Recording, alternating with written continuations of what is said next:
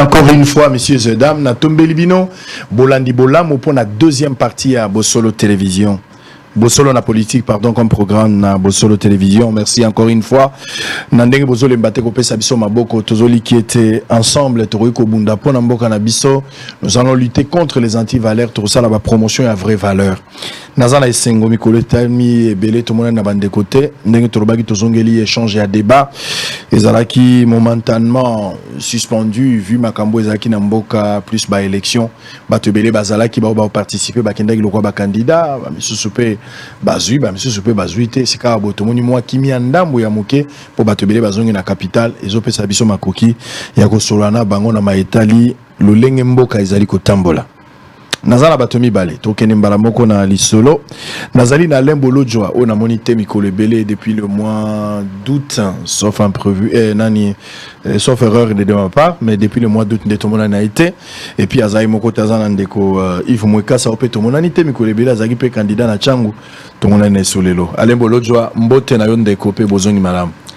Mbote ndeko ngai, mbote na co-débatteur, mbote na balandi. En tout cas, merci beaucoup pour l'opportunité. Merci ndeko nanga bolo joa de l'autre côté, ndeko Yves Mwekasa, tout le monde a nipe Mikolo Belé, au Kendaki maponomi, ozongi pe na libenga na yo zuite, tant mususu za na contentieux na niveau ya ko conseil to ebité, mais l'olendo exact tout le monde yoliso le lonzambe abateli mbote na boye bolam. Mbote sango ezalaka toujours plaisir et sentiment makasi kozana na plateau pendant ko beta masolo à Congo.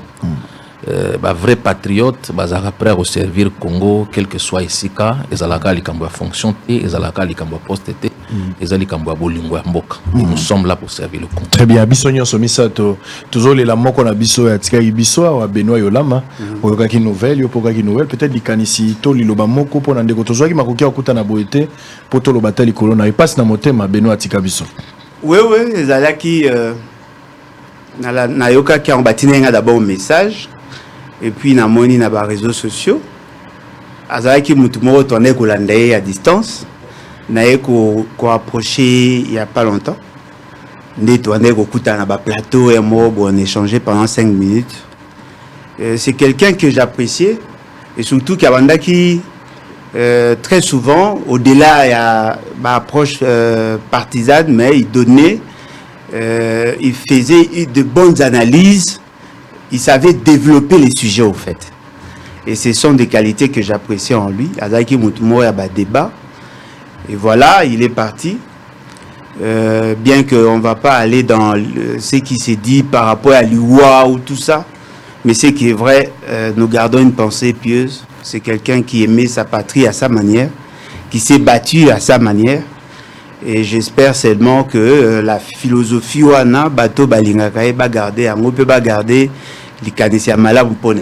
Surtout na mwasi na bana na libota bande ko na yo batikali ndeko na musu azana poto ndeko na yepe musu azali awa so mutu abundeli mboka pe signonso j'ai appris qu'il a été empoisonné nga moko na solo la na Benoît ngai moko.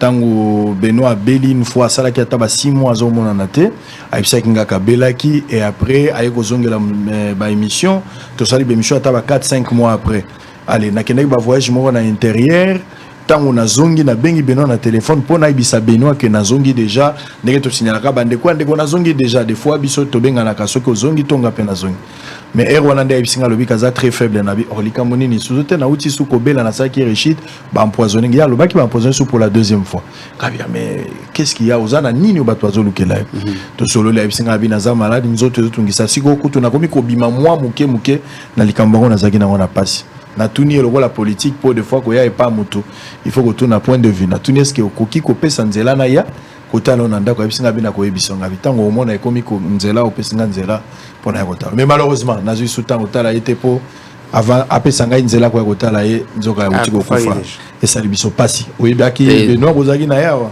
eza pasi mingi ko perdre ndeko lokola Benoît Yolama na ebité na sala na ba débat combien na TV en tout cas pas moins de 20 oyo na kutana na télévision pour tout ça makanisi na retenant Benoît Yolama un homme de conviction.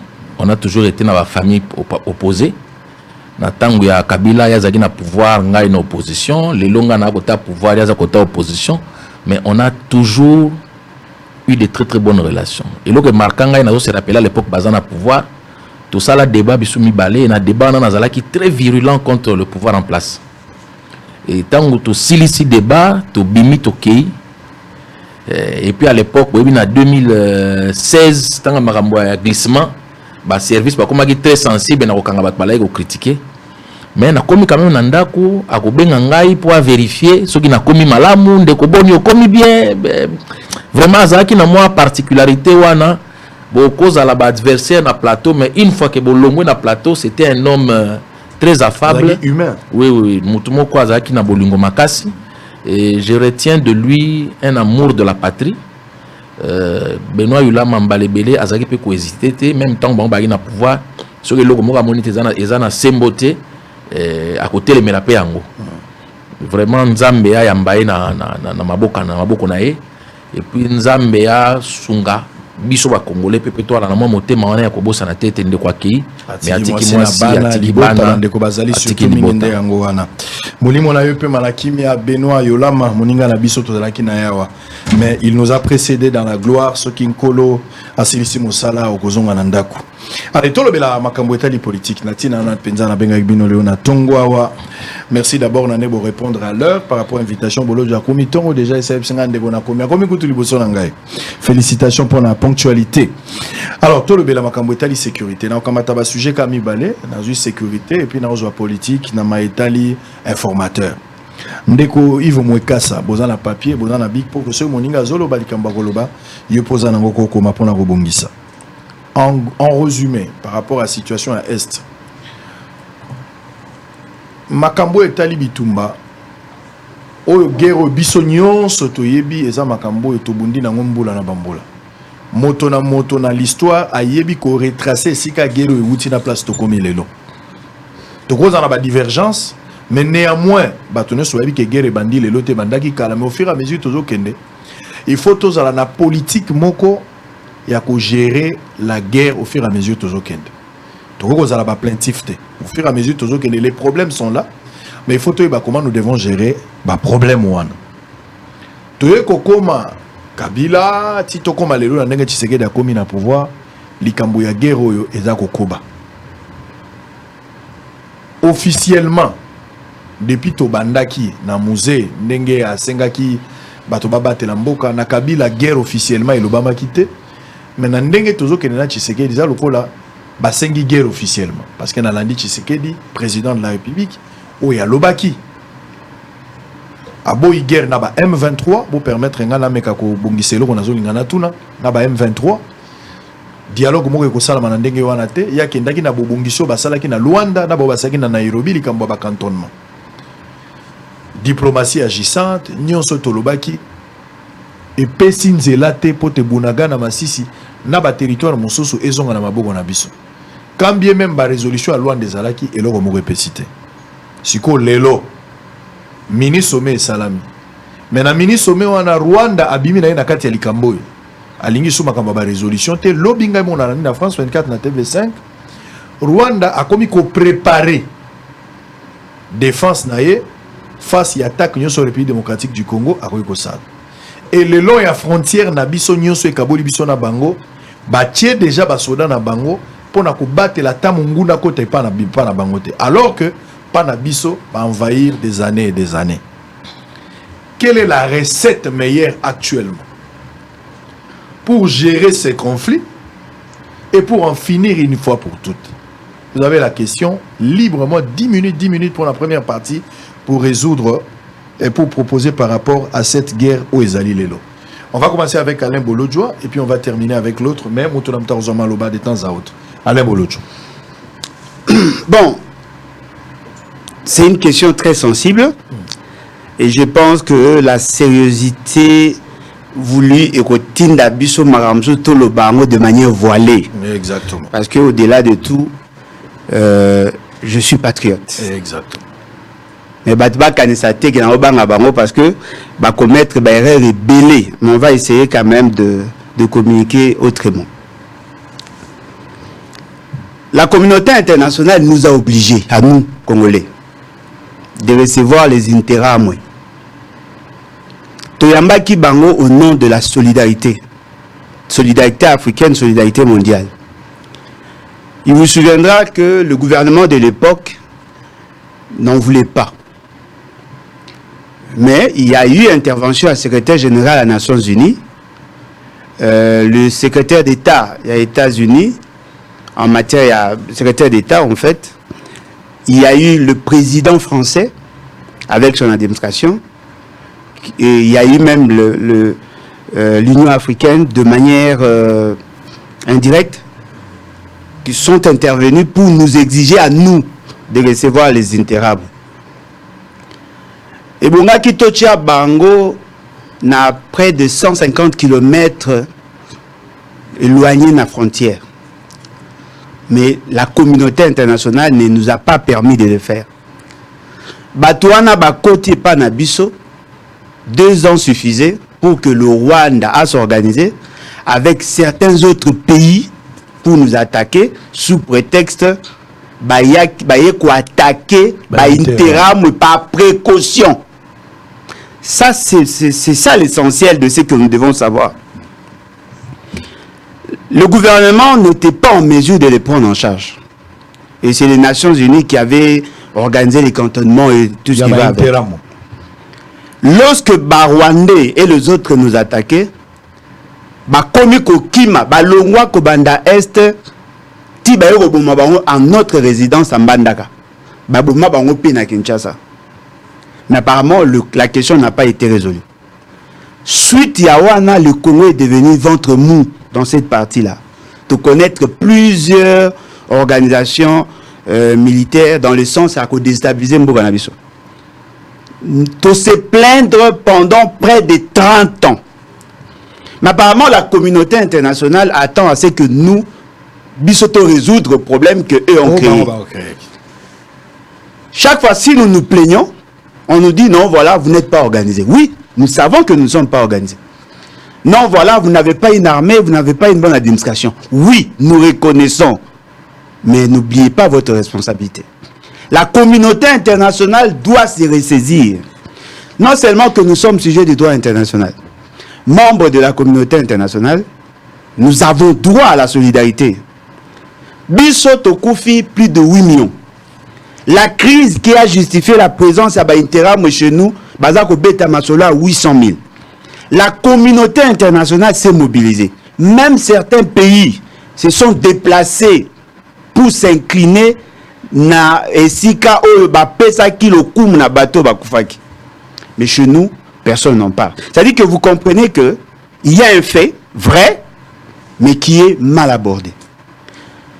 Bateau baza la communauté internationale ont des intérêts chez nous. Bazali na posa ba tika biso tous à la maintenir dans la situation d'instabilité. Parce que la finalité dans tout ça, c'est l'enjeu économique, l'enjeu commercial et économique. C'est d'abord ça l'essentiel.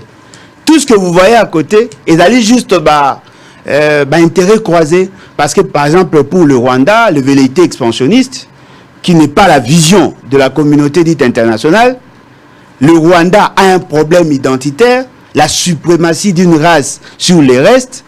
Le Rwanda a besoin de corriger d'après Bango un certain nombre d'équilibres qui étaient causés par la communauté internationale en créant l'État congolais. Ils avaient qui juste pour la repère sa entrée. Alors, on doit se le dire. M. Félix Tshisekedi avait déclaré la guerre.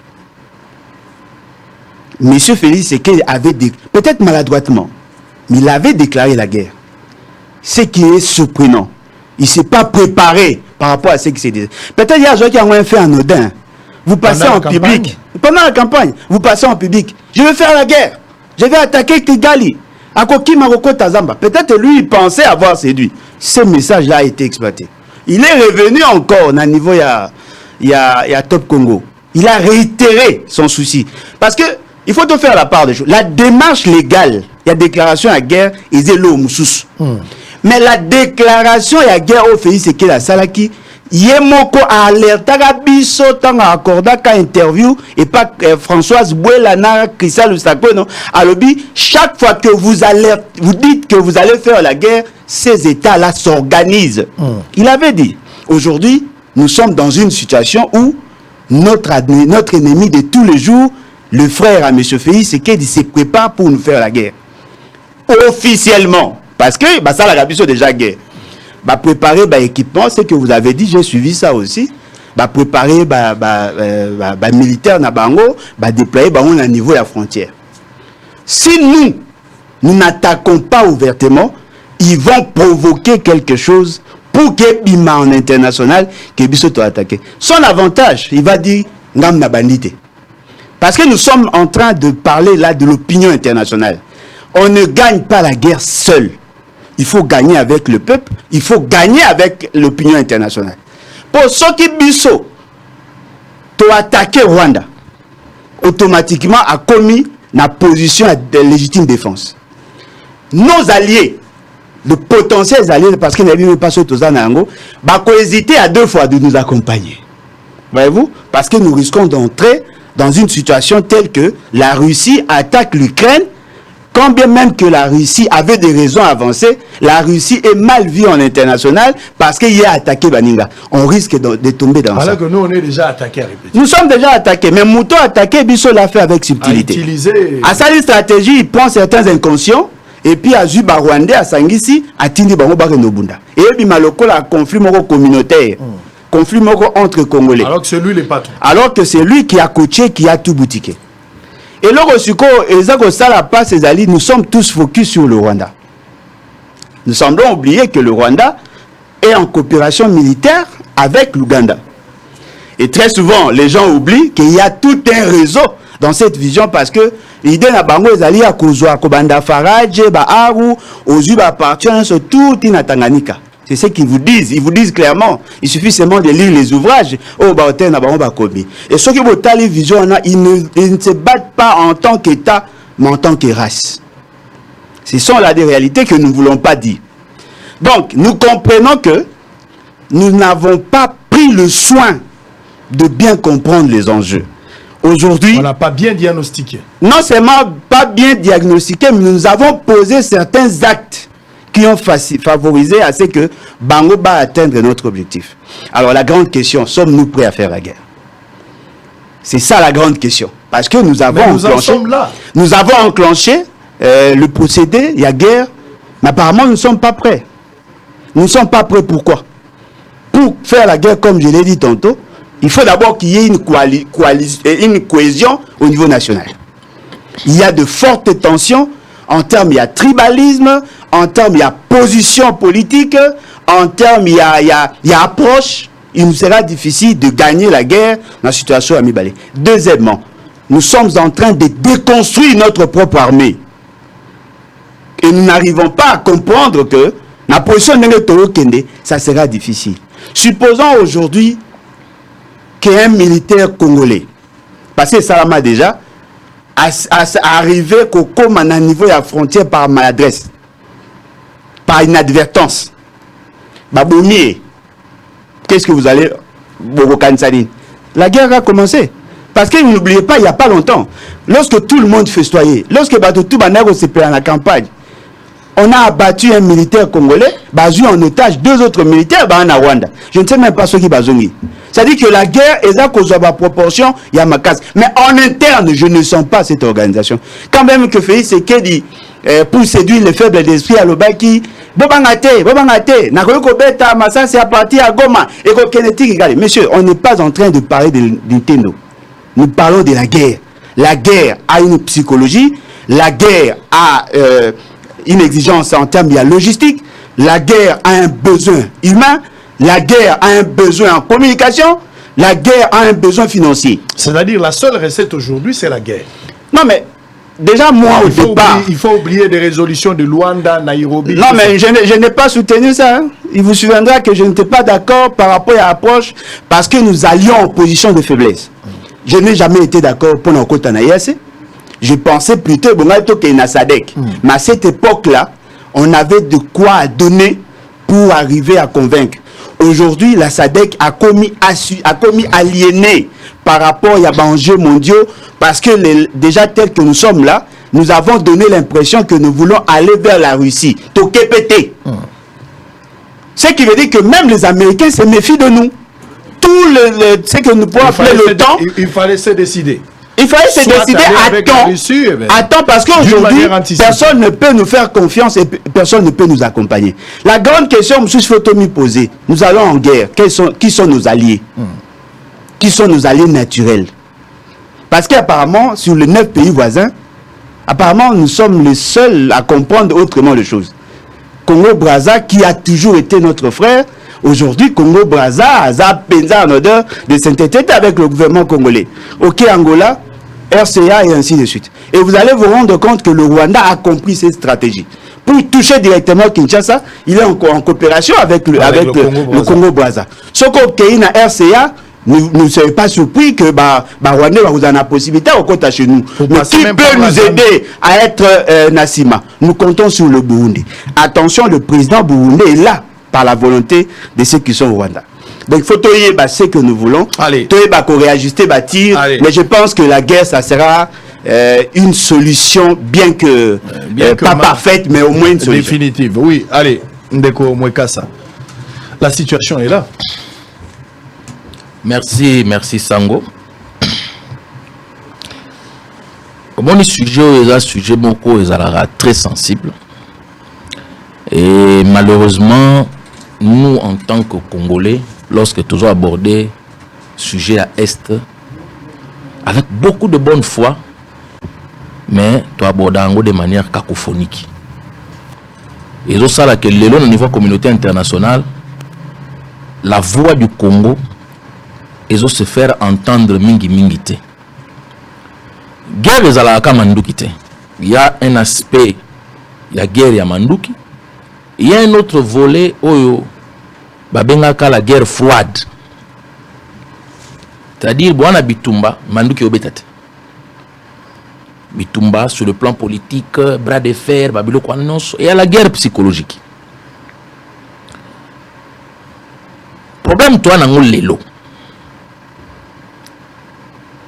Les Rwandais vont réussir à imposer un certain narratif, c'est-à-dire vision na bango. Parce que il y a deux versions. Il y a une version O, il y a une version O. Et entre les deux versions, il faut que la vérité soit. Va parvenir à imposer narratif au point que les gens sont tenus mutumingi problème Rwanda nini. Ndeti ndekonangai tango tuni abani na ligambo FDLR. En l'écoutant, quelqu'un pourra croire que vrai problème est Zawana. Je ne pense pas que ça est local n'a communiqué, mais à bandi par yango. Ça aussi c'est effet. Il y a narratif mozozonga mikolonion sur les gens ont tendance à reconnaître c'est ça le problème central, ce qui est très faux. Narratif mususu bandi ko mususu ba Rwanda ba parvenir ko imposer ba Congolais tolingi ba Nyarwanda te. Tolingi particulièrement Batutsi T. Bazali mal aimé na Congo, baza victime de génocide na Congo. Ça c'est pour toucher aux émotions de la communauté internationale. Et malheureusement certains politiciens congolais tombent dans ces pièges. Lorsqu'ils abordent la question de la guerre, ba limiter en gros autour il y a une ethnie. Et ces éléments servent na sens ya adversaire, na sens ya monguna. O azana posa ete ala kisa na communauté internationale ete kuna na Congo et ali na tribu moko ya na problème. Nzokande tomi kosate. To na 450 tribus na Congo.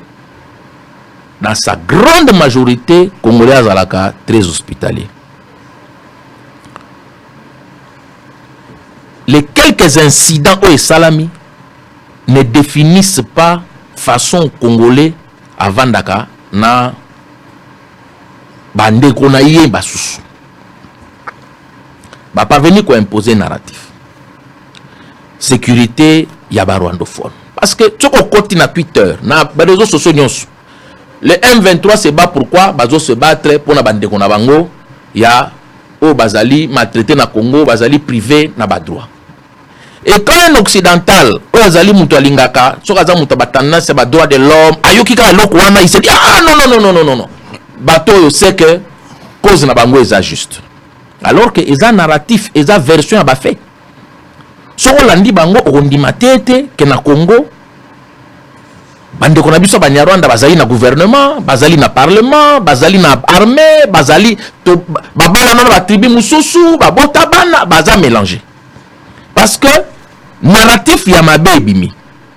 Et certains Congolais tombent na piège wana au point que bato musu ba ko kanisa ke ba Congolais bana problème na groupe ethnique moko, groupe ethnique ya batou si ce qui est complètement faux. Bande ko na biso batou si to vanda kana bango, to zana bango, to zana bango. En dehors il y a quelques éléments. Soko tangi art de la guerre, il y a Sun Tzu, ça moka ba principal livre stratégie na histoire mokili. Alors il faut ko yeba ennemi.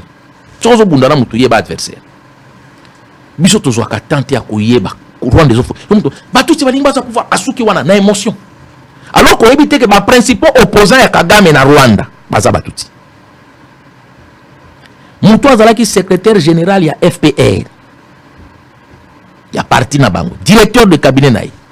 Théogène Rudasingwa, qui est le loin des principaux opposants à Kagame. Asa Moutouti. Général Kanyumba Nyamwasa, azalaki chef d'état-major ya Rwanda. Kabare bazalaki adjoint naï. Asa Moutouti. Patrick Karegeya, au Kagame abomaki na Afrique du Sud. Asa Moutouti. Et ça question il y a groupe ethnique et ça question il y a idéologie politique il y a batumoko qui veulent utiliser les noms il y a batusi les noms il y a banyarwanda pour atteindre des objectifs politiques na bango. So que pas na biso na sud Kivu bande ko na biso banyamulenge o comprendre banani yoyo babomi banyamulenge mingi na Congo. Ba voler wana nyonso o fallait que Congolais azwa to tiango to mettre yango à nu parce que il faut qu'on comprendre source ya makambo biso to tiki narratif na biso et si ko fait ngeli to expliquer version des faits na biso to komi kaka ko défendre par rapport à version des faits na bango pour bango ba parvenir ko imposer yango au point que le soko lobby 123 si ko ba réfugié ba ozonga ndengeni. Mais est-ce que les Congolais va s'appliquer est-ce que réellement les réfugiés congolais na Rwanda bazali to bazwate? Ceux qui va réfugiés congolais na Rwanda bazali baza combien? Ba document il y a HCR ezali disponible. Est-ce qu'il y a réellement des réfugiés congolais? Oh ba kimaki FDLR oh baza na Rwanda. Ceux qui bazali baza combien? So on landi mutoko la Charles non la ko la bino ke balinga sala remplacement de population. Ba benga ngo le grand remplacement. C'est-à-dire que la population autochtone à Congo pour remplacer. Bon. Mais pour faire ça, le problème na biso, on a un aspect à biso en tant que communauté, ils ont beaucoup d'émotivité. Au lieu qu'on soit temps, de réfléchir total, est-ce que réellement le problème est anime. Parce que même quand les gens parlent de processus à Luanda, processus à Nairobi, et l'opinion, qu'est-ce qui est dit dans le processus à Luanda? Au accord au signé qui accord avec le lobby ni on ne se donne pas le temps il y a qu'au creuser tout tikali na émotion balingi bisote bazo bomba ndeko na biso oui mais tant bazo linga ba bomba biso bazo loba nini pourquoi ils disent ça qu'est-ce qui est faux dans ce qu'ils disent comment recompter yango voilà le travail fait qui tout ça so que na ba réseaux sociaux comme on n'est pas na bango bazana une grande armée numérique. Twitter, la majorité des personnes qui nous attaquent, voilà. L'émission Boso continue na page Bosolo, so ba yebika bozo attaquer Rwanda, bateau bazo zo position pour na Rwanda, isa bango. Mais bazo ba kombo ya bantimba ya banzuzi. Voilà. Bazu ba kombo na biso. Mais eza coordonné, eza en vracté. Bazo pesa bango ba élément de langage. Bon martelé que Tshisekedi aza ko collaborer na FDLR bangono so bani banda tongo tipo kwa Tshisekedi FDLR pour être na muto ya bato ya communauté internationale et konta ya solo Congo aza ko collaborer na FDLR. Mais est-ce que le Congo collabore avec FDLR? C'est faux. Il y a eu quelques commandants ba indisciplinés autour de la armée. Oh bah ça la collab. Il y a un général qui a été condamné. Jugé et condamné pour ça. Lorsqu'ambassadeur Rabango Bissoto Bengana Awa, quand il était ici dans sa dernière déclaration, alors que FDLR ou comme ils ont force moko réduite, et ça n'a aucune comment dire puissance de feu, capacité à nocivité exacte. Et puis concrètement, la dernière fois où FDLR a fait l'action à Rwanda des Aguinanini, c'est-à-dire bazou narratif moko boy ba imposer yango alors que soko landi na fond na sima narratif ba bani note Congo leki munene bazo ko gérer Congo te pour Congo leki munene il faut ko kata na sima narratif ko yoka ote parti ndambu ya Kivu Rutshuru Masisi zeko appartenir na royaume à Rwanda avant colonisation na sima narratif ko yoka donc parce que tout ça ezali na but ou ezanasi Kagame moni vie parcours et forge akamutu Kagame abotami na 1958 na Rwanda na 59 ba renverser roi tante na ye ndeko ya mama na ye dazalaki reine la reine Rosalie ya Rwanda ndeko ya mama ya Kagame donc famille na mo bazalaki na kati ya famille régnante ba renverser bango na révolution ba Hutu ba kimi ba kei na Uganda je la veste la chemise OK c'est bon ba kimi ba kei na Uganda ba komi na Uganda comme ba réfugié tango Museveni abandi mouvement na ye avant même banda mouvement na ye moko NRA azaki na mouvement mususu bazaki na baninga na ba Milton Obote petit frère ya Museveni Salim Saleh ozalaki muninga ya Fred Rwigema le fondateur ya FPR nde amemaki groupe ya Bakagame groupe ya ba Rwandais réfugiés na Uganda bakota na rébellion Museveni babundi pendant des années aux côtés à Museveni 86 bazu pouvoir. Tant que bazu pouvoir, Fred Rwigema s'est retrouvé vice-ministre de la Défense, Kagame s'est retrouvé numéro 2 et renseignement militaire na Uganda, mais aza Rwandais. Ba Ougandais constatant que ba Rwandais belé réfugiés bazo occupé ba poste ministre de la sécurité, ba bandi ko ça appelle moi groni quand début soit vraiment. Museveni bana mai, boy ko simbate, il faut tout s'organiser pour zonge pas na babandi préparatif na 1990 Kagame na les réfugiés rwandais au bazaki na Uganda ba attaquer Rwanda pour bazwa pouvoir guerre bandi de 90 octobre 90 parce que bossa na date on a te ponga na komina Goma le 1er octobre le 2 octobre guerre bandi na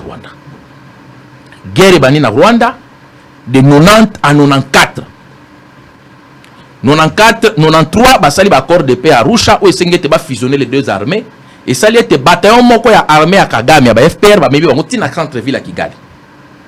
Tant en avril 94 ba ko ici avion ya Abiyarimana et bomi deux présidents Hutu, président ya Rwanda Abiyarimana na président ya Burundi Cyprien Ntaryamira et ça li était génocide et bandit. Donc on a ba détail à génocide parce que l'histoire est connue. Mais après génocide, Kagame a comprendre que c'est capital politique. Et la capitale politique, ceux qui a parlé au nom du génocide, comme la communauté internationale se sent coupable, moi culpabilité, comment on a laissé mourir 1 million de personnes, donc Bakoti Kangana ça un certain nombre de choses. Parce que la preuve, Lélo, Kagame se permet des choses qu'aucun autre président africain ne peut se permettre. Mais au moins il y a génocide. Nous avons reçu les intérêts. Nous n'avons pas reçu les intérêts. Nous avons reçu les réfugiés rwandais, parmi lesquels il y avait les phares, l'armée régulière et aussi les miliciens intérêts. Biso to fungola ki frontière te pono yamba ba intérêt. To fungola ki frontière pour ba réfugiés ba yi. To yambi bango nyonso. Maintenant il fallait qu'un travail de tri et salama. Et ça qui peut responsabilité na biso ka té. Parce que à l'époque les phases avaient mis à la disposition il y a Nations Unies au bandako benga ba contingent. Parce que ezaki na basoda ba otaki bikolo bele bazalaki wana ba contingent des Nations Unies pour na kosa sécurité na bakan. Ba miliciens wana ba se retrouver na kati ya population. Ba bandi ko se entre guillemets réorganiser vrai ou faux wana za narratif ya Rwanda. Il faut qu'on lire ba document pour na vérifier. Et boteli biso guerre liboso ya AFDEL. Place ce qu'on le kutay bandi. AFDEL a zui mboka kobanda esteti Kinshasa. James Kabarebe, commandant. Il y a forces armées. Basili Sagili Kambo ba FDLR te polani. Et ce qui wanate de 98 à 2003, RCD a contrôlé Est Mobimba, Tina Kabinda wana Kasai. Basili Sagili Kambo ya FDLR te polani. CNDP na kundabatware ba ekoya ba contrôler Masisi na Rutshuru. Basili Sagili Kambo ya FDLR te polani. Soko tangi ba rapport ya Nations Unies, ya groupe d'études sur le Congo. Ya ba expert ya Nations Unies. Balobi ete ba FDLR mususu bazonga kuna yemo kwa zongisaka bango na Congo. Pourquoi zongisaka bango? Yemo Kagame. Kagame. Ils ont un rapport à Nations Unies.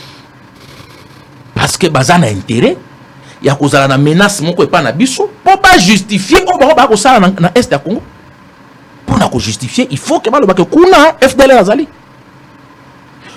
to sala bango opération Umoja 1 opération Umoja 2 o sala ka été Vital Kamerhe a démissionné na Assemblée nationale ezagini to ebisi bango bon oh loka bo moni ke biso to ko aussi ça comme FDLR te ba soda na bino ba ya ba mo ba si ça comme FDLR. Les militaires rwandais bakota na sol congolais 2 fois de manière officielle pour la attaquer ba FDLR, mais bakota pe de manière officieuse au biso congolais to yebité. Il y a même une image sur internet au ba comme na frontière ba longoli tenir militaire rwandais ba lati mo tenir ya FARDC pour bakota ba ke négocier ça ba FDLR. Parce que ça va monter pour.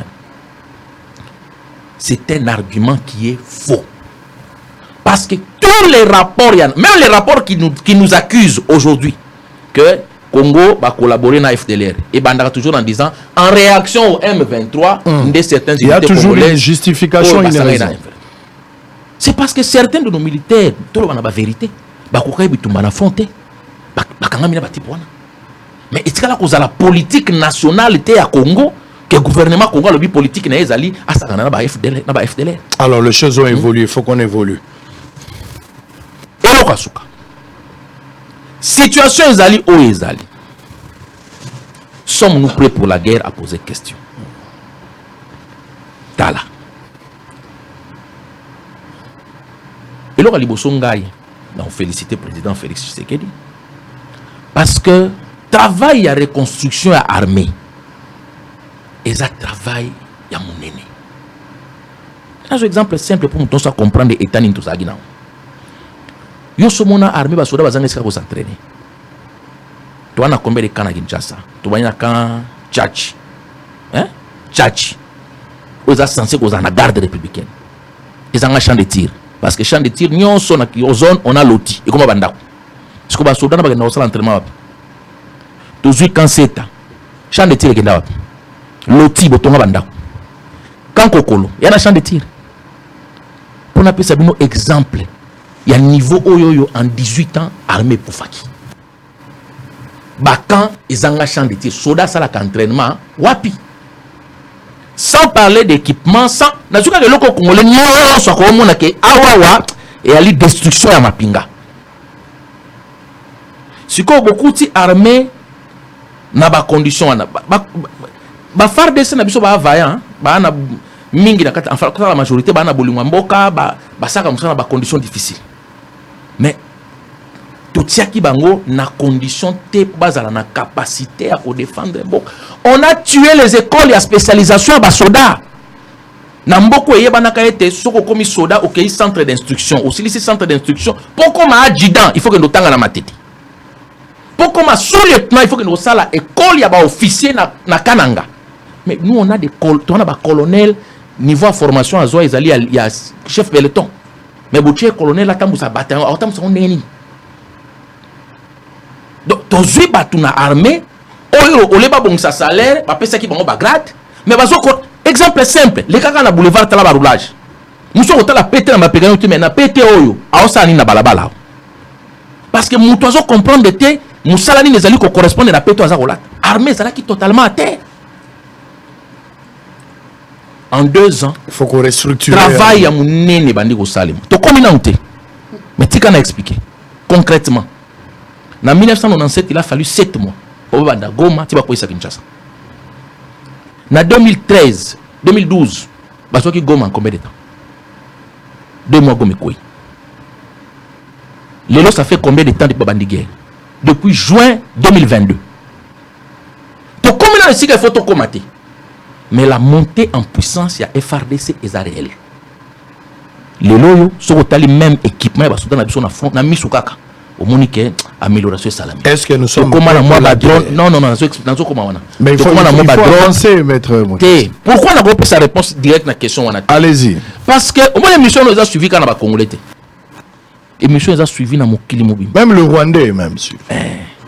Il y a une stratégie. Allez-y. Mais ce que je veux dire, Congolais nyonso, il faut comprendre que ennemi na yo eza mutu cité. Ennemi na yo eza munya Rwanda te.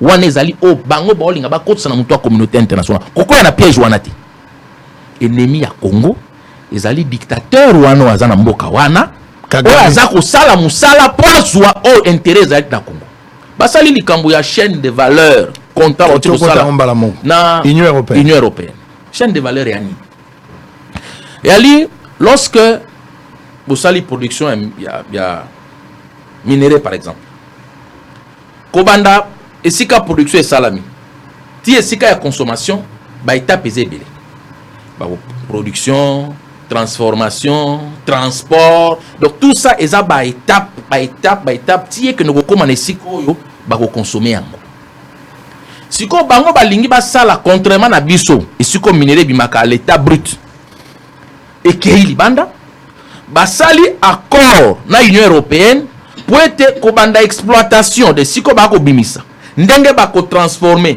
ti na ba étape wana nyonso bango ba participer na kati po ba gagner mais pour sala yango faut na ba réserve ya ba minerai jusqu'à preuve du contraire année passée Rwanda teki 1 milliard de dollars ya ba minerai coltan mais jusqu'à preuve du contraire grande partie ya minerai ezokota wapi ezokota na est RDC c'est-à-dire que na bato bana ba intérêt kuna bana posate stabilité kota na côté wana pour exploitation minière et continuer biso na côté na biso yo congolais to yekola ko communiquer mala na sepelaki monika mouvement ou geste ou simple ou et puis si bato ki pelekese mais ce geste là est pour le peuple. Alors que les membres du gouvernement, on a vu les membres du gouvernement, on a vu Mouyaya avec ses collègues ministres, on a même na policier, mon PH. C'est pour la bangote. Bangote une fois en termes de solidarité, mais rôle la bangote c'est dénoncer le peuple. Rôle le gouvernement il faut agir. Ça c'est Mouyaya, j'ai vu là, ça c'est. Tu vois ça en signe de solidarité na population, il n'y a pas de problème. Mais gouvernement, mais il faut pas il faut pas esoukawana. Basali pour nous frapper imaginaire collectif, d'accord. Mais la guerre ne se gagne pas en boye. La guerre, ça c'est pas ça qui gagne la guerre. Ozali, ko éveiller moi conscience. Biso faut comprendre. Tu éveiller moi conscience. T'as la joueur na biso Luvumbu. Babengani ekuna parce que geste on a ka sali et makelele. Donc il faut to comme na niveau été biso chacun à ça la part naïe na likambo. C'est-à-dire vous ne pensez pas que maintenant là il faut faire la guerre? On est déjà en guerre. Très bien. Allez, on est déjà en guerre, il faut une attitude. Il faut agir. Il faut une politique préventive.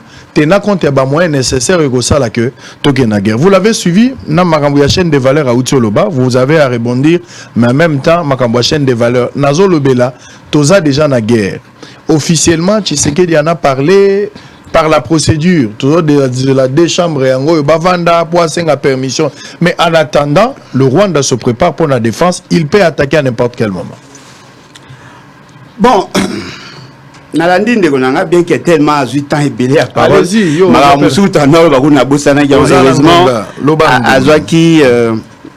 Azwaki Ndela bien. Après Nasuka a tombé na qui muta pouvoir quoi. Ce qui est vrai, c'est que il y a des actes qui ont été posés. Mais apparemment, Monsieur Félix Tshisekedi a signé un communiqué final sanctionnant fin à assise à Nairobi. Senga na Monsieur Félix Tshisekedi. Texte est clair. Atika au soutenir FDLR. Il a posé sa signature sur un document qui parle de FDLR. Lisez ça. Je crois que dans ça, malheureusement, il y a un téléphone, on a un point où Félix Tshisekedi a signé un document pour permettre où ils ont bimisa. C'est un communiqué final, où ils ont bimisa comme si nous utilisons les FDLR. Monsieur Félix Tshisekedi a dit qu'il faut soutenir Banderonaye Rwandais pour que renverser le régime, il y a Kagame. Il a dit. Mais que le contexte où il y a ça qui réponse. Et ça qui par rapport il y a FDLR. C'est-à-dire que le débat était sur les FDLR. Mais dans sa réponse, à lobby, nous ne sommes pas en guerre avec le Rwanda, mais le problème n'a pas le régime. C'est-à-dire que quand on va faire la guerre, on ne va pas attaquer le Rwanda, mais juste le régime. On va faire une guerre sélective. Lukaka bateau baza impliqué, dégâts collatéraux parce que ce sont nos frères. Ça, ce sont des discours, personnellement, chez moi, qui ne passent pas. Nous sommes en conflit avec un État, avec certains États, notamment le Rwanda. C'est le Rwanda. Et le Rwanda est constitué de sa population, de ses dirigeants. Lorsque le Rwanda utilise le bras séculier tel que le FD, surtout pour nous attaquer, il ne s'attaque pas seulement au régime, il s'attaque aussi à la population. Vous ne pouvez pas dire à la population, voilà, vous n'avez pas de problème avec le Rwandais, vous n'avez de problème avec Kagame. Ces discours-là, ils ont démobilisé le peuple. Nous sommes en conflit avec le Rwanda. Disons-le clairement, parce que ça nous a pris 3 ans pratiquement pour que tout tombe dans la même conclusion. Lorsque nous disions qu'attention avec le Rwanda, Yona Nobuya Kagame. Lorsque nous disions attention, le Rwanda est en train de vous manipuler. On ne nous a pas compris. Et aujourd'hui, nous gardons avec tout ce qu'il y a comme offre, nous gardons le même discours. Ce n'est pas intéressant. Nous devons réarmer notre peuple. Nous devons dire à notre peuple, il y a des choses pour lesquelles nous devons rester intransigeants. Ça, c'est clair. En ce moment-là, le peuple va comprendre notre message. On va faire comment? Pour nous quitter Goma, à partir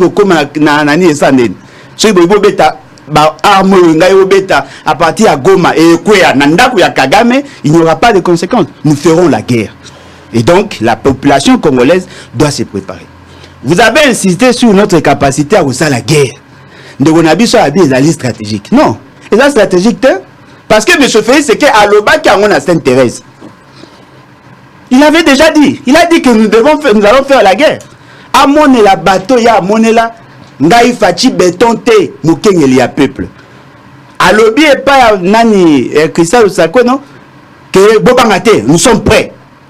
Tout ça, moyen kobeta mundu ki kobanda tikuna. Nous sommes prêts. Je pose la question, sommes-nous prêts? Il y a l'Obi, moi le baron est stratégique. Je ne comprends plus rien. Apparemment, vous soufflez le chaud et le froid. Une autre question très sensible. Balobi, bozala na rancœur contre Banyarwanda te. Bozala na problème na dirigeant.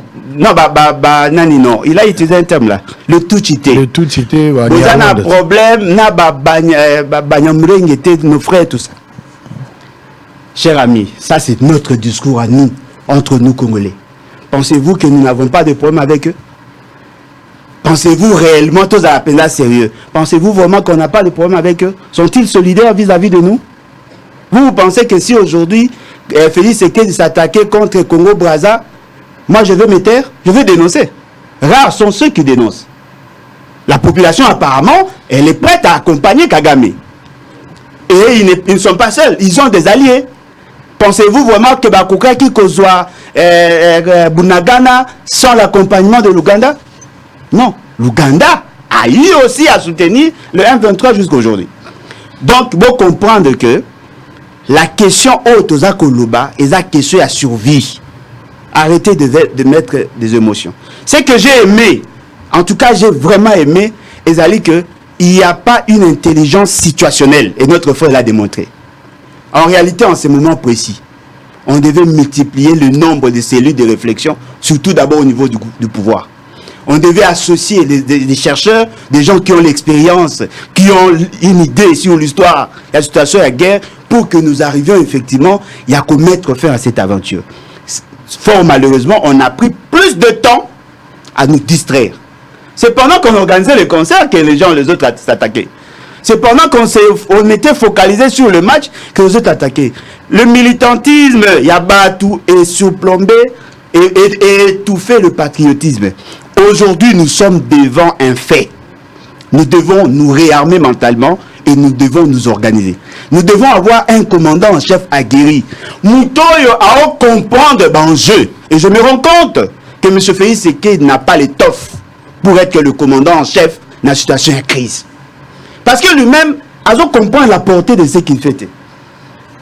M. Félix Sekedi a signé des accords dans le cadre EAC. Il a appelé des gens ici. Ah, c'est bien sûr que à partir à Bunagana, ils vont attaquer le M23. Apparemment, cela n'a pas été couché sur papier, mais lui l'a dit. Avec autant de légèreté, les gens ont cru que il était sérieux dans ce qu'il disait. Où en sommes-nous? Exact. Monsieur Félix Tshisekedi a signé des accords avec l'Ouganda pour faire entrer les Ougandais chez nous. Je me pose la question, est-ce que M. Félix Tshisekedi a connu qu'on rassurer Bisso que les Ougandais va bima déjà? Ils sont là. Les Burundais sont chez nous. Peut-il nous dire dans quel cadre sont-ils là? M23 basé par Nabiso. Nous n'arrivons pas à le neutraliser. Supposons qu'aujourd'hui, tu salues ouvertement, tu bandis guerre officiellement avec le Rwanda. Mais ils sont déjà chez nous. Pas ça déjà. Lorsque Lukabo a attaqué Bango, Baza déjà. Ils sont là. Il vous souviendra même dans l'histoire, nous voyons les États-Unis, lorsque les États-Unis étaient attaqués par le Japon. Les États-Unis qui aujourd'hui modèlent la démocratie, il a pris les Japonais vivant aux États-Unis et les Américains d'origine japonaise à Tchabango en quarantaine. Vous voulez faire quelle guerre? Bon, ça la différence entre Banyamulé et Rwanda. Comment allez-vous procéder? Parce que déjà là, la jour il y a un enrôlement, il s'est posé des problèmes. Vous allez procéder comment? Et comme vous dites que Banyamulé et Baba Congolais, vous insinuez quoi? Apparemment, nous ne savons pas ce que nous voulons. Nous avons de grandes questions. Tout le monde a des émotions. Tous allés devant des faits graves qui nous exigent à nous de nous organiser. Et là, quand ils allient en termes de chaîne de valeur, effectivement, la définition est correcte. C'est-à-dire que ce qu'on ajoute sur ce qui est naturel, mais nous avons tenté de le faire avec le Rwanda, avec Sakima. Et vous pensez que le Rwanda cherche le financement, pourquoi? Parce que justement, ils veulent se réarmer. Le Rwanda a beaucoup d'alliés, même au sein de votre gouvernement. Il y a beaucoup de traîtres, des gens qui ont travaillé pour le Rwanda. Ils sont là avec Félix Tshisekedi. On peut commencer à vous citer des noms de ceux qui gardent encore leur cordon ombilical ou qui ont travaillé avec le Rwanda, avec l'Ouganda. Ceux qui vont l'armée, c'est parce qu'ils sont difficiles. Mais voyez autour de vous. Bato, Basalela Kagame, Basalela Museveni, ils sont là. Moi, je ne vois pas la volonté à Félix Tshisekedi de faire la guerre. Il veut nous distraire. Mais pendant ce temps, il y a des gens qui meurent. Très bien. Si nous voulons faire mieux les choses, je pense que M. Félix Tshisekedi doit rendre l'établier. On doit chercher un président qui a l'état d'esprit à la situation, avec une intelligence situationnelle, et après, on va déclarer la guerre. C'est-à-dire, en attendant, il faudra répondre avec les élections. Non, il peut démissionner pour incompétence. Mais qui est-ce qu'on va mettre? Non, mais il n'est pas le seul. Dieu n'a pas créé que Félix Tshisekedi. Non, mais Tshisekedi est arrivé par la voie à l'élection. Non, on va mettre non, là, par voie à élection. Ouais, ça, par arrangement politique. On a organisé les élections. Non. Ça, ce ne sont pas les élections. Mais c'est lui qui mettra Totia et Nandegeni. Non, mais le peuple peut décider. C'est un humain. Hein. Par quel moyen? Non, mais le moyen révolutionnaire. De l'article 64. Le moyen révolutionnaire, heureusement, vous l'avez cité. Très bien. Allez. Le moyen révolutionnaire. Ça, on va terminer. Allez, vous merci, Ndekolangai. Malheureusement, Ndekolangai, Alain, populisme, c'est. Moi, nous avons Mutamaele. Les gens là-bas, nous sommes comme la TV. Nous avons la parole d'évangile.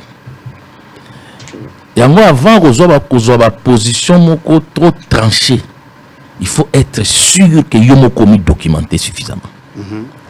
Simplement en t'écoutant, je sens confusion entre Rwandais, Munyarwanda, Munyamulenge, Tutsi. Donc tu as d'abord du mal à faire la différence entre Babloko et Anakate. Deuxièmement, on a bien posé aux questions. Banyamulenge na Congo, bazalaka na territoire nini, chefferie nini. Je ne pense pas que vous avez capable de la réponse. Oui. Banyarwanda, bengi Banyarwanda, bazalaka na territoire nini na Congo, na chefferie nini, secteur ni on a difficulté.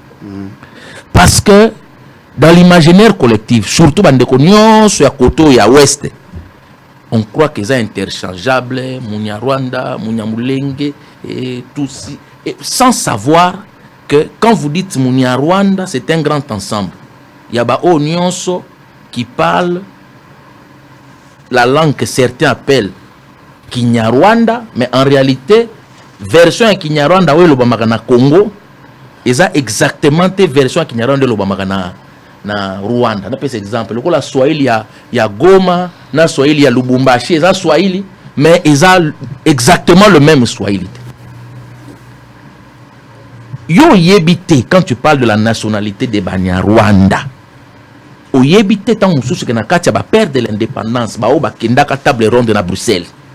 Peut-être yo yebite que na katia ba tant moko yo ko qualifier famille na Banyarwanda azaki na katia groupe. Yango na yebisi bino na loba ki angwa. Sun su aloba yeba adversaire. Problème na biso, on ne prend pas le temps de creuser. Parmi les pères, il y a indépendance, on va gagner à Bruxelles. Prenons le temps de creuser. Il y a des choses qui confondent Banyarwanda, Banyamuleng, tout ça. Si tu ne le sais pas, la communauté haute du Congo a fait une déclaration contre les M23. Mais en termes de... Il y a langue balobaka. On les appelle rwandophones. Pour langue balobaka, ils ont une version Kinyarwanda. Que certains appellent Kihutu, d'autres appellent Kinyabush. Mais ils sont stricts, rigoureusement contre le M23. Nakata ba wazalendo. Tu sais qu'il y a des gens dont la langue maternelle est Kinyarwanda. Nakata ba wazalendo. Ruchuru Masisi. Si on a 5 ethnies à Ruchuru, 5 ethnies à Masisi, tu ne sauras pas le faire. Prenons le temps en tant que politiciens tout creuser un sujet avant de prendre des positions tranchées. Le Congo n'a pas de problème avec les Banyarwanda. C'est-à-dire ceux qu'on appelle communément les Banyarwanda. Les Banyarwanda, ce n'est pas rwandais. Quand on dit Banyarwanda ou rwandophone, on parle de ceux dont la langue est une version du Kinyarwanda. Tu sais, c'est même à dessein. Barwandais babenga ngo Kinyarwanda pour tout ça la différence. Alors que eux-mêmes, Kinyarwanda et Rwanda, na ba version Kinyarwanda ba pas na biso. Ils sentent la différence. Et ça pourquoi muto ba Swahili, Swahili ya Maniema, Swahili ya Goma, Swahili ya Lubumbashi. C'est pas la même chose. Mais on va dire ils parlent Swahili. Mais entre eux ba bi que Swahili na yone ngeza ndenge monter. Swahili ya Kenya na Goma zelo monter. C'est la même chose. Donc ne mettons pas bilo batu nyonso dans le même sac sans comprendre les subtilités. Nakata ba wazalendo si tu ne le sais pas. Pourquoi soi-disant les FDL est raté? Parce que les Rwandais estiment que tant Hutu ya Rwanda, Kimi Baye Panabiso, ils ont été protégés par certains Hutus du Congo. Alors Bazuna Hutu ya Biso ya Congo, Bambi Bango Combo FDL. Alors qu'ils n'ont jamais été au Rwanda. Si on ne comprend pas les subtilités, les petits détails, il y a ce qui se passe là-bas. Nous restons dans les... On ne va pas triompher. Il faut comprendre la subtilité, les détails. Et là, on va Félix Tshisekedi n'a pas l'étoffe d'un commandant en chef. Et cette affirmation est très grave. Kabila a été général. S'il y a un seul secteur qui peut réussir, donc il est censé avoir les compétences, c'est l'armée. Mais quand il est parti, qu'est-ce qu'il a laissé comme armée?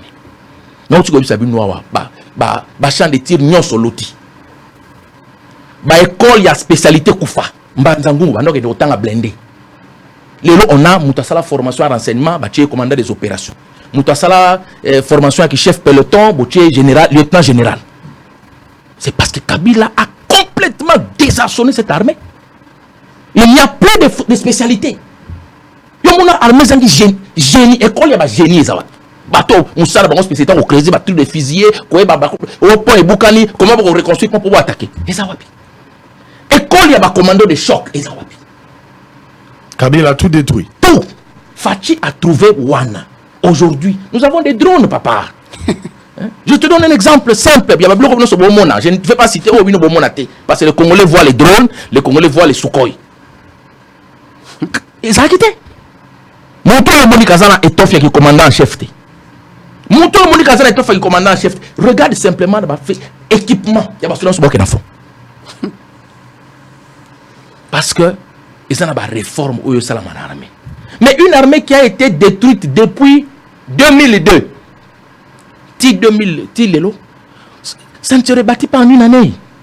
Parce que déjà, formation de base, CI, centre d'instruction, au Kalezaga, Sodan, tout n'a question de au Sala CI Wapi.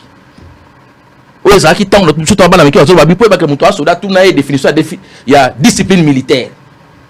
Parce que tout soldat était censé commencer à l'état qui qu'on a na CI, à la discipline militaire. Mais aujourd'hui, tu as un soldat capitaine, au Tuni, au Tanga, au Sala formation. Exactement. Tu as école, la chest. Il des acquis bien, collège de hautes études, de stratégie. Papa, je suis mon appui civil, na soldat ba otanga classe, ma maman babitumba. Bonjour na ba civil, na ba soldat ba mélange avec le temps ma blog. Alors qu'il fallait qu'ils aient à l'université à Basoda, ils ont la spécialité à Solo. Et pour mon classe, ils ont choix. Donc même les projets à bien Kabila à BBC. Fatigue civile, on le Kazana est tofté. Aya kuti bilo qu'on a bien non, c'est quand on va travailler pour nous modifier. D'abord, il montre un trait de caractère. Il y a Holobaïté, tu recourber les chines. Parce que l'idée c'était quoi? Tu as un accord, tu as un brassage. Et puis brassage où ils ont écrit na ba accord on va revendiquer on a sur autant yango on dit c'est-à-dire il faut qu'on constitue une unité spéciale et armée où ils allaient mélange entre composés tiers M20 élément M23 va constituer les tiers et unité wana atala binono biloko yo et a passé totele melango mais entre tati totele melango armée na biso to yebi tanango état où ils allaient il y a 2 ans en 2022. Mais état armée Zaki en 2022 en juin, tant M23 bandi guerre, na état armée Zali Lelo, tout le monde sait qu'il y a quand même des avancées. Allez, merci beaucoup. Messieurs et dames fidèles téléspectateurs, et Sengeli Toyeba, Kendenge Tozali a Wamboka na biso za la guerre. Maintenant c'est la guerre. Pendant que nous allons faire la fête ici à Kinshasa, Ferre va livrer le concert en arène les 20 et les 21, Fali va faire 2 jours à concert à stade des Martyrs. Les gens vont faire des fêtes ici à Kinshasa, mais n'oubliez pas que tout ça déjà la guerre et que ça peut barder à n'importe quel moment. Bakoki ko attaquer biso. De la même manière, nous devons nous préparer en conséquence pour riposter. Nous pouvons aussi attaquer en amont. Le Rwanda tient na mutuna yo sozo la information telandaga information. Rwanda a bongisi ba soda na ye. Pona ko battre la mabele na bango, c'est-à-dire biso to kotate et pas na bango. Mais en même temps, ba kote la biso tango bosenga ezali. Rwanda ici a bongisi batunaye. Makambu ya ba koro esalamaki na Nairobi. Na ba koro esalami na Luanda. O biso Congo toza ko prendre part. Toza ko lakisa bonne foi. O ekomaki ya kosala boyokani. Na ndengo biso tolingaki bato ba kokota baza na cantonnement, to sala ba cesser les faits. Nyonso wana ba rebelle ya M23. Oyo baza soutenir na Rwanda, Rwanda boyi yango. Alingi lisusu te. Le Rwanda pour le moment na moto na ezali photo sa la guerre. Soki biso to bandai ko bangisa Rwanda, tozo bangisa lokwa na liseki. Ya lokwa zo bisa moto na ko beta jour eza na ko boma ko sakana ngate. Siko moto anga sukoli alobi nazo zelo déjà ya ko boma ngai. Ça dit soko yete, yene mtako ya avant. Toza na guerre. Ezala ko président déclaré na noté avant de sa deux chambres à parlement. Mais na belobeli ya président nenga lubaki na o ezo sala ma nenge Rwanda telemi guerre eza la porte. Botia ngona mituna bino. Tomi lengele boza na attitude ya peuple abike guerre ko ikokoma. Parce que bateau balingi bisote o ba imposer biso guerre injustement ata ezala ki officiellement te. Sika bazui mokano basala ngo penza boy. Et sengeli to se prépare. Soda population gouvernement, société civile, motonio soyeba. Que nenge tozali état tozana ngo suke zali état ya guerre. Na ta ya guerre esengaka inattitude, distraction eza mwa mingi. Distraction ezali mwa mingi.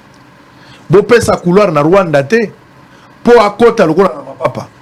Mais tola kisaye que tozali pe bato, tokoki ko batela mboka na biso. Totikela ngo etuluku ya bato mukiete. Mais congolais ne soyeba que soki guerre ekoti na mboka oyo biso ne soto kozala touché. Alors biso pe to batela mboka mais en même temps total lolenge nini to ko sala mabepe na Rwanda. Pambate Rwanda et sekeli to yebisa eta to sabiso mais il faut to imposer le respect. Et respect na lobaki en uta lobby, il faut qu'on impose par des armes.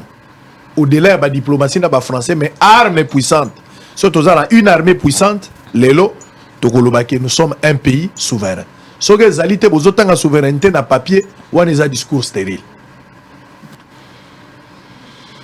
On va souffler nous sommes arrivés à la fin. Nalingai Bandego Balobata, moi, Likambo, pour Makambo Etali informateur, Naza vraiment intéressé à Nangote. Moi, ce qui se passe avec la politique actuellement, Naza vraiment scandalisé. La politique est indigne dans Mboka Nabiso. Indigne. Oh, Nazo Monalelo. Mais on va prendre quand même rencontre de l'informateur Augustin Kabouya. Tous les cas, on attaque les Kabandego. On attend à 3 minutes à commenter, on va terminer. Moi, ce qui m'importe, c'est Makambo Etali guerre, il faut tout le monde. Ce qui se passe avec la politique, aujourd'hui, je vois Kabouya qui est ouvert à tout le monde, mais je vois Matata, Mouzi, Toubamutamba, tous ces gens-là. Je me pose la question, les amis auront quand même le temps de réfléchir en tant qu'invités pour Moutouna Samuel Likanisnaï. Mais moi, je ne suis pas d'accord. Je trouve vraiment que cette politique est indigne. 3 ministres et Apam Babaouti qui ont démissionné. Dans le Balika Mangotan, Tozonga, Bomon a payé image, le ministère Moussou Babatouani au CPLA pour le ministre Vakei. Tala Kabouya, Nengazo Yambabatou. Poursuivant ces consultations, l'informateur Augustin Kabouya a consulté plusieurs responsables politiques, dont l'ancien Premier ministre Augustin Matata Pognou, Bahati Lukwebo, Jean-Tini Ngobila, Pius Mwabilou, Augustin Kibassa Maliba, Lambert Mende Oumalanga, venus donner leur position quant à la formation du gouvernement.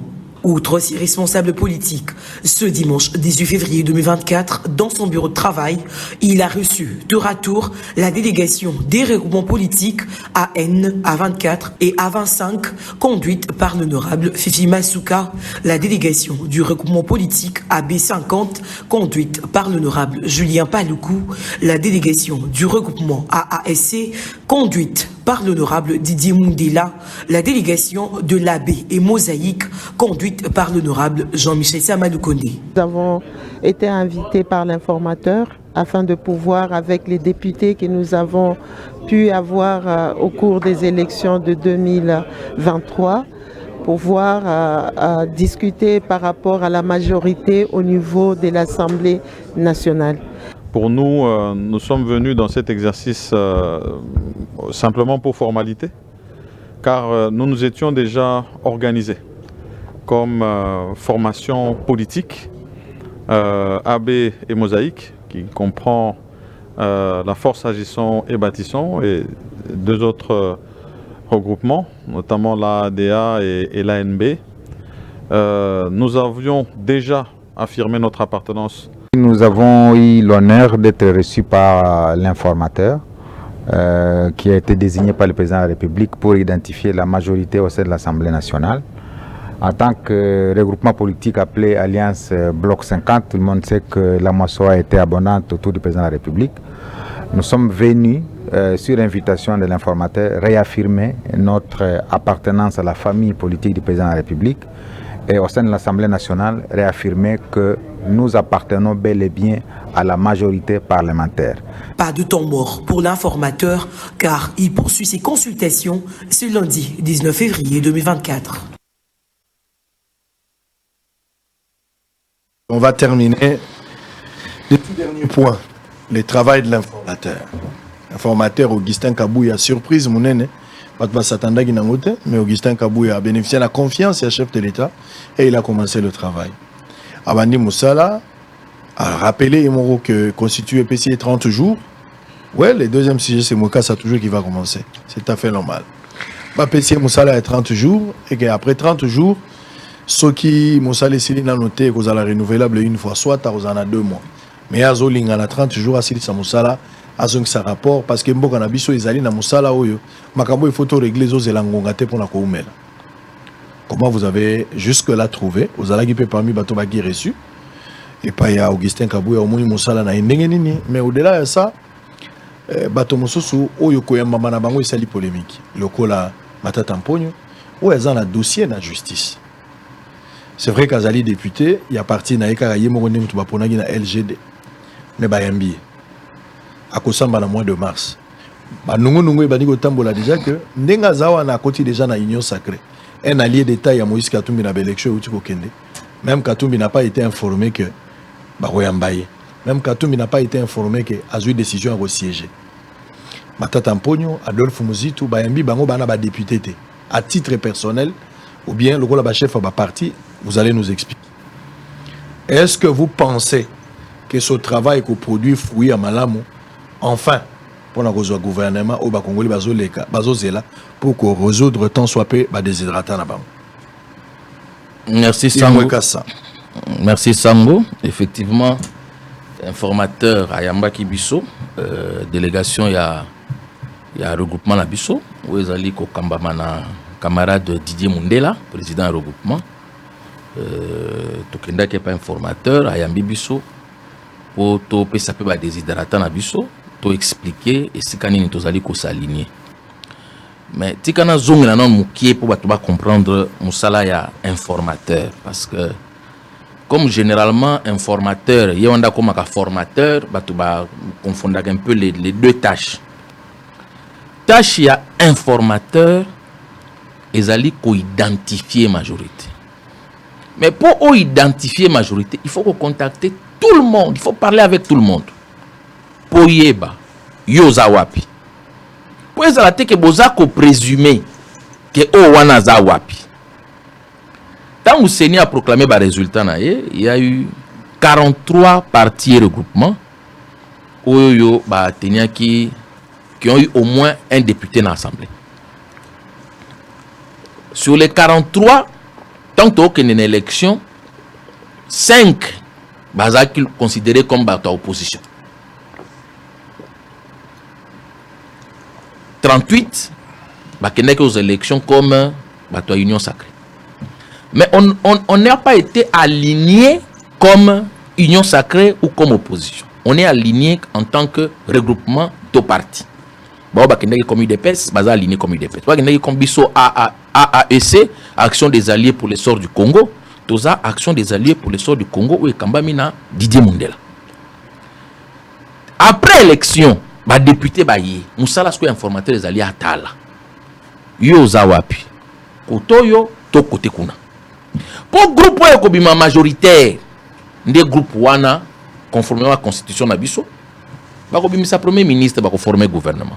Des bengi majorité parlementaire qui n'est pas toujours correspondante à une majorité présidentielle. Parce que la majorité peut aussi être opposée au chef de l'État. Donc le fait que Augustin Kabouya Ayambi baza considéré comme opposant, et ça, dans le cadre de Moussala, il y a un article 78 de la Constitution et prévoir. Il faut tout na bango. De combattant pour nous a député, oui, aux alignés wapi. Aux à côté à majorité, tous en opposition. Ce n'est qu'une fois le résultat publié à Moussalo ya Sali. Est-ce que de combattant pour nous à traverser? Tout à traverser. Mais le simple fait d'avoir été reçu, ils ont vraiment dans le cadre de Moussala, il y a un informateur. Pour y avoir position à Batou, il faut solo lana bango. On ne peut pas présumer que on a Martin Fayulu na TV, c'est Gaza Ngamba. Tant pour des raisons idéologiques, il faut qu'on approche bango, il faut qu'on invite bango pour qu'on y ait bino bozawapi. Nous sommes pas au monde qui a défendre Fachi, mais à un moment peut-être ça changer de côté. Tant que comme à qui pas Augustin, non, on a bino tenga dans opposition. Alors que pendant les élections, tout le monde qui est une union sacrée. Et c'est ça le travail de l'informateur, à identifier cette majorité. Une fois qu'on identifie la majorité, et qu'on permettre qu'on bimissa quel est le groupe qu'on forme le gouvernement, et puis qu'on nomme qu'on bimissa un premier ministre qui sera. Pourquoi ça à Bongo? Parce qu'il faut qu'on nomme un premier ministre à cause de l'approbation à l'Assemblée. Donc, majorité à parlementaire, à député, bandi maillé. Il y a un groupe où ils allaient majoritaire. Donc, Augustin Kabouya a un très bon travail.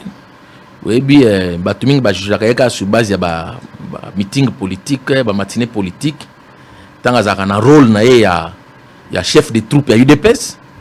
Mais, dans Moussalo Azosala, il est très serein, la discussion est très constructive. Il faut s'attendre à quelque chose de bien. Oui, je pense que Moussalo et continuent à normalement.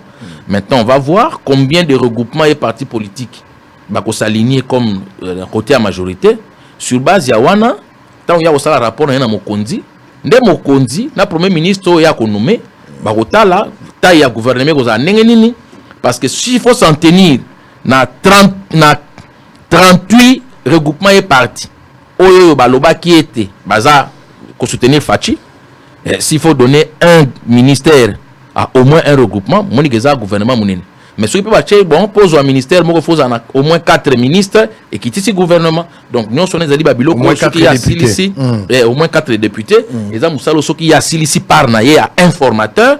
Le reste, c'est ça, Moussala, il y a Mokondina, Mouto, à nommé formateur. Très bien, on verra ce que ça va donner. On va terminer avec Alain Bolodjoa. On peut s'attendre aussi, informateur à Mbappé, Martin Fayoulou, à Mbappé Yo, parce il va consulter tout le monde. À quoi Mbappé Katumbi, j'aurais appris même invitation Batindi déjà. Bazali peut causer la Fayoulou, Barosé Katumbi de la même manière, Matata Mpognaye. Le travail de l'informateur, il faut pas former le gouvernement, urgence, c'est Zali Omoko Lobaki, que il faut vraiment une attitude face à Makambo et à guerre. Surtout le Makambo Est et tout, mais là, na Makambo et à gouvernement, l'urgence s'impose. Bon, en fait, moi je ne pense pas que Baossa Lango par rapport à cette question, Baossa Lango par souci à partage équitable et équilibré du pouvoir. Ce qui informateur, a la capacité à benga matata, na droit à benga matata pogno parce qu'il a un regroupement politique où il atteindre ce n'est pas à député. Ce qu'a bengi Martin Fayoulou, c'est ça la confusion qui règne dans les esprits de bataille des PS. Parce que je ne vois pas comment on va appeler Martin Fayoulou, qui n'est pas membre, qui n'a personne au niveau de l'Assemblée nationale. Le député lui-même n'est pas élu. Donc il n'est pas concerné par rapport à cette invitation. Ma crainte, na Katia Bato, Bazo c'est la nomination. Pour moi, on a besoin Bazo c'est la nomination. Batia Bamba poste et tout ça. Ma crainte, il y a de ceux qui viennent de gérer. Oyo, échec n'a pas cuisant, mais qui risque d'être reconduit justement par l'alchimie électorale. Oh, c'est là qui est PC Bangoba député. Les mêmes personnes que vous voyez là, ce sont les mêmes personnes qui consomment plus de budget. Bah oyo, bah permettre à l'État de avoir moyen. Tant qu'on a vu ça, le Bakia, Makambo a monté en puissance, à Tanguy drone et tout ça. Cher ami, l'armée ne se limite pas seulement dans ça. L'armée a aussi besoin de moyens pour prendre en charge ses militaires. Ce qu'on talit l'enveloppe que ces politiciens consomment dans la République, l'élo et l'équipe armée. Parce que la loi de programmation, au Bobé Taratangwa, est allée pluriannuelle avec 1,4 milliard. Mais ce qu'on talit, le frais de fonctionnement de l'Assemblée nationale, du Sénat, du président de la République, de la primature, ça va au-delà. En réalité, si nous étions sérieux, on devait avoir des gens qui vont accepter Yakosala Moussala avec esprit d'abnégation. Et bon, tout ça, bah, coup budgétaire, ya makasi, tout réduit de manière drastique le besoin en fonctionnement à la présidence et consorts pour donner à notre armée. Jusque-là, et ça a mité. Alors, quand vous dites que nous avons une priorité, nous avons une urgence, la priorité à peuple, la priorité na bangote. Bango ba na posa ba kabola bokondi. Ba pesa bango ba poste, ba koma ba ministre, ba garder ba avantage, ba zo ba mbongo, mais en même temps ceux qui les sécurisent n'ont pas d'argent. Parce que sur le tali de Gonanga tolo bango rapo poto yina bangote. Essayez un peu de vous imaginer. Un capitaine y a police 306 000 francs. Un capitaine y a police 306 000 francs. Un député 21 000. On va expliquer ça comment. Un chargé de courrier à la présidence 2 millions et quelques mille francs. Comment vous allez expliquer ça? Nous pensons qu'il faut qu'il y ait une bonne gouvernance. Pour qu'il y ait bonne gouvernance, il faut qu'il y ait de bonnes élections. Des gens qui vont porter la vision. En ce moment-là, lorsqu'on a des élus, des réels élus, pas des inventions à Kadima, pas des inventions à cour constitutionnelle, des gens qui ont vraiment le souci à peuple, qui sont capables de dire des choses pour l'intérêt à peuple. Lorsqu'ils vont arriver, ok, tous en temps à guerre, tout tire à dépenses inutiles, tout l'institution président, dans les 600 et quelques millions de dollars, il y a frais de fonctionnement, tous ont atteint à 750 000. Tous ont mbongo, on a tout financé armé. Tout incité par jeunes Baya. En ce moment-là, je serais content. Mais ceux qui sont à jouisseurs, je ne comprendrais pas. Mais ce qui m'a tiqué un peu, peut-être dans l'erreur. Ce qui m'a tiqué un peu, Samaloukonda a été reçu avant la démission, mais tout ça. Comment l'institution gouvernement peut-il s'élever pour accueillir l'information? Les accumulent la fonction. Conséquence, ça cumule la fonction. Tout ça, vous à la non, c'est moi qui vais juste donner un détail. Il y a incompatibilité aussi. Hein. Allez. Bao balandaki sport dans la campagne. Moi, ma campagne électorale, on a allé postuler comme candidat. Député na Tchang. Ils ont basé sur réforme à bas salaire. Bon, quand ça que idée non, s'il te plaît, je ne t'ai pas interrompu. Et les gâtés. Bon, quand ça que quand l'opposition des besoins réfléchir pour l'interrompre. Biso peut réfléchir comment améliorer la situation. Bah on se balanda que les gars ils na bosolo merci sango pour notre soutien na yo pendant moment de campagne. Et ceux qui ont suivi, j'ai expliqué dans les détails ni nous avons vision na biso pour réformer les salaires. Malgré que Naza n'a parlementé, mais notre regroupement est au parlement et vous verrez que certains de nos députés vont porter la réforme wana pour na kobongisa makambo etali ba salaire. Ça ne sert à rien. Votre chef à l'Obaki a réduit train de vie 3 ans après a réduit. Merci beaucoup. Allez, nous sommes arrivés à la fin. Monsieur Zedam, démission.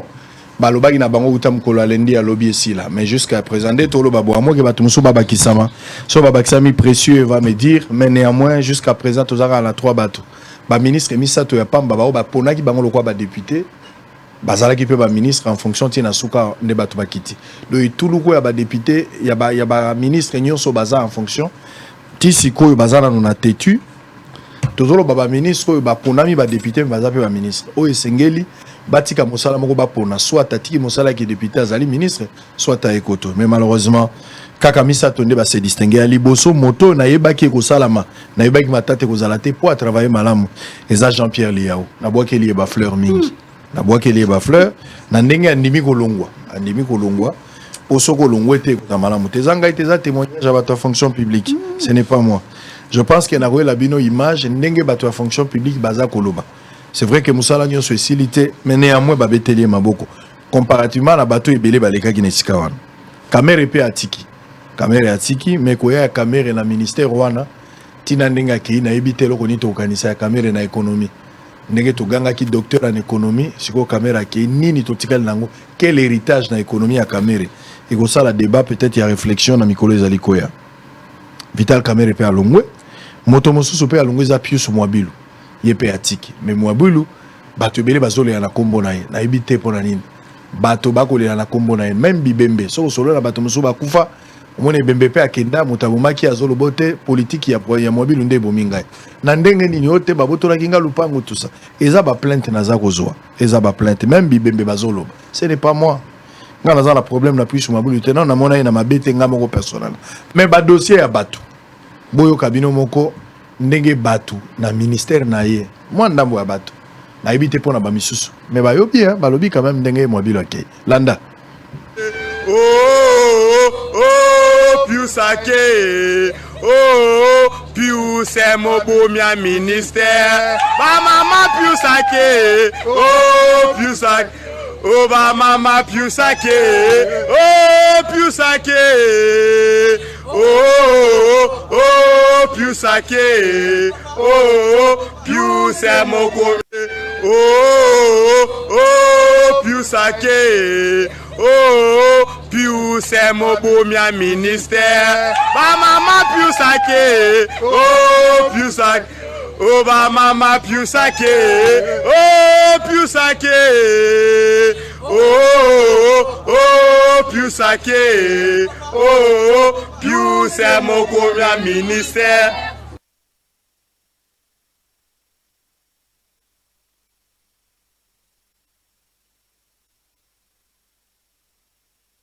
ndenge bango moko balobi tout à l'heure nalobaki na pesa bino programme bandeko bazana Dallas bakotambola mokolo ya le 8 pardon ezali vendredi le 8 donc vendredi ya semaine oyote vendredi owane koyate je pense que vendredi oyo kozala kuna misatu nde bakozala le 8 mars na 11h ezala na downtown forward bato bakozala wana bazosenga bato bazala ebele ezali manifestation des Congolais du Texas contre génocide ya Congo bandeko baza ebele bandeko mokoto bandeko ndenge na ndenge bakozala place wana le 8 mars ezali mokolo ya bamama mais bango baprofite quand même na mokolo wana po te bayokisa mongongo na biso félicitations na bana mboka bozala ebele bobosala kotinda image na bosolo te mpe nasengi bakongole nyonso bisika bozwami bokoka kosala quelque chose po tokoka kotala lolenge nini tokolakisa bakongole botelema mboka na biso ezali na pasi liau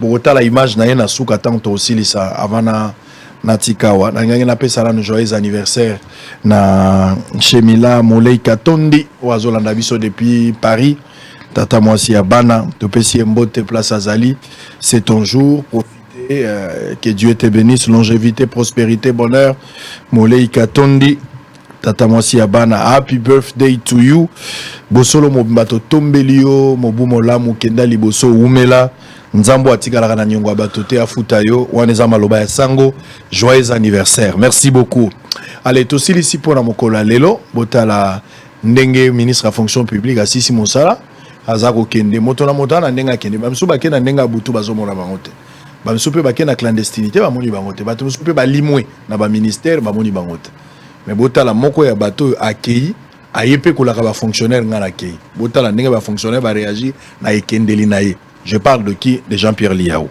Allez, à demain. Merci beaucoup.